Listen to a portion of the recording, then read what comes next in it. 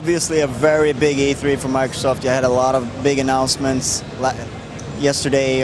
What is it that has you most excited about the future that you announced? Well, we made some historic announcements yesterday here at E3 that are really going to reinvent entertainment in the living room. We talked about streaming video in 1080p and high definition. We talked about Facebook. We talked about Twitter. We talked about some amazing games coming to the platform this year like Halo or Lips. And we also talked about Project Natal, where we've unleashed a whole new world of entertainment without a controller. That's right, without a controller. So really, the future of gaming and entertainment is happening on Xbox 360.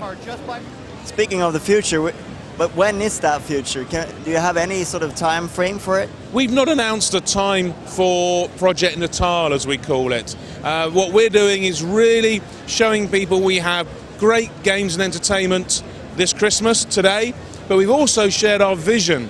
And the vision is very important because we want to break down barriers and bring more and more people into gaming and entertainment. And that's where controller-free gaming comes in. Because if there's something you've really succeeded in, it's attracting the hardcore audience for games like Halo and Gears of War and so on. But you have struggled a bit to get that mainstream, the casual gaming that, you know, a lot of people would say Nintendo really perfected this generation. Is Natal your attempt to achieve that?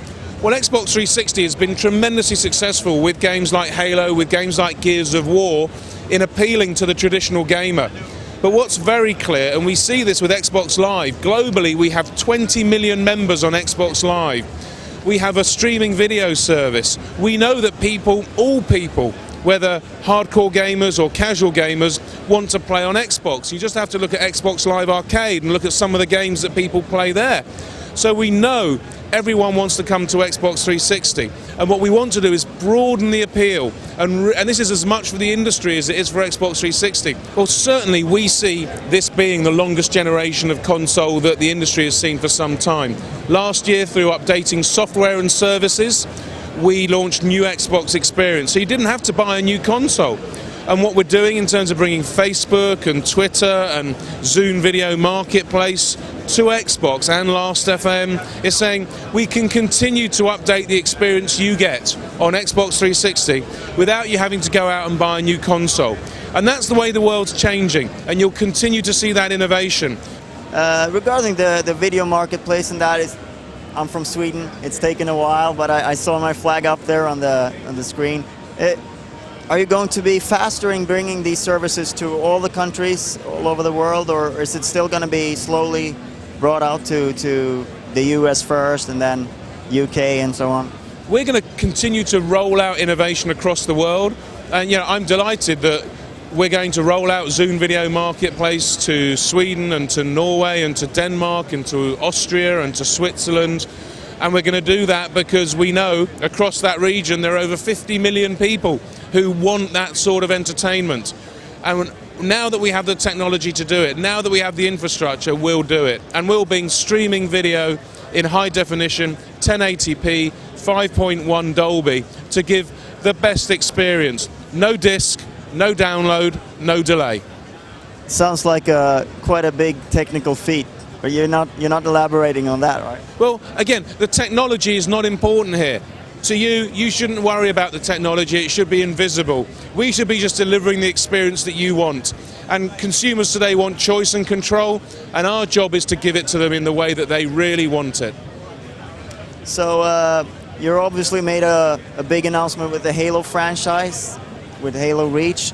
How is that cooperation with Bungie going, and is it Bungie or Microsoft Game Studios, and how is that collaboration working? Well, you saw today we announced Halo ODST coming later this year, and if you buy Halo ODST you get an invitation to download the Halo Reach beta in 2010. So that is a fantastic demonstration of the partnership between Bungie and Microsoft in terms of the way we want to continue to drive the franchise, because the franchise is unquestionably part of everyday life. And therefore we're going to continue to work with those guys to make sure that Halo is successful. Because I think a lot of fans were sort of worried that Bungie were taking their hands off the Halo franchise. Well, we've shown you this week that Halo is alive and well. and is coming with ODST later this year, and with Halo Reach next year, they've got something very, very exciting to look forward to. One thing that I've been thinking about is like the future of downloadable games. You've got obviously the Xbox Live Arcade titles, but do you foresee that, you know, the full retail games at one point, all of them will be available for download?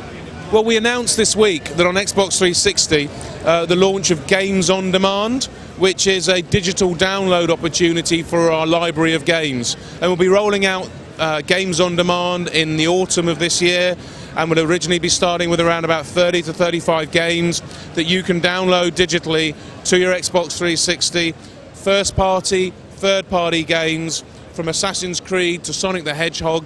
You know, they'll be there. So we see digital distribution as being an important part of delivering that service and that value to our, you know, our members, and we'll continue to do that, whilst we of course work in partnership with retail and continue to work with retail. Thank you very much for your time. Okay, thank you.